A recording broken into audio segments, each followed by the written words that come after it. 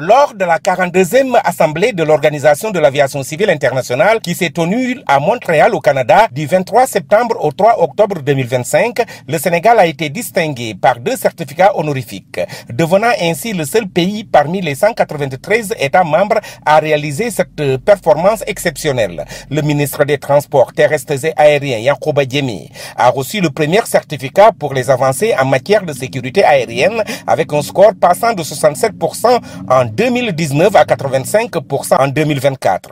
Le second certificat récompense les progrès en sûreté, le score ayant augmenté de 64% en 2018 à 84%. L'OACI est un démembrement des Nations Unies qui gère la gouvernance de l'aviation civile mondiale. L'OACI décerne habituellement 2 prix, 2 certificats en matière de sûreté et de sécurité, qui sont des distinctions prestigieuses et très convoitées.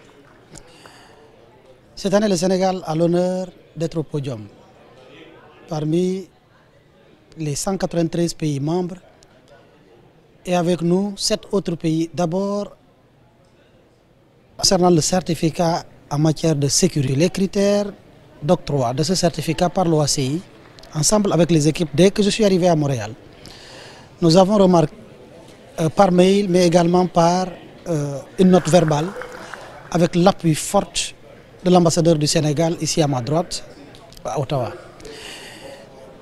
J'ai également pris parole lors de l'Assemblée générale. Je suis revenu sur le sujet avec beaucoup d'insistance, parce que nous avons fait d'énormes efforts au Sénégal en matière d'aviation pour à la fois être aux normes des standards mondiaux, en matière de sécurité, mais également en matière de sûreté. Les critères sont très sélectifs. La réclamation a trouvé oreille attentive auprès du président qui m'a reçu le surlendemain en audience avec toute l'équipe. Il a eu l'humilité de convoquer son organisation pour apprécier la requête du Sénégal. Et c'est ce qui explique mon retour ici à l'OACI après avoir reçu le premier certificat pour recevoir le second. Et le Sénégal est doublement primé cette année, aussi bien en matière de sécurité que de sûreté. Et c'est la première fois que notre pays reçoit une telle distinction. L'exception encore est que c'est ce doublé, il n'y a que le Sénégal qui l'a cette année. Ça nous interpelle sur les efforts qui sont faits durant toute l'histoire de l'aéronautique. C'est une sédimentation de succès.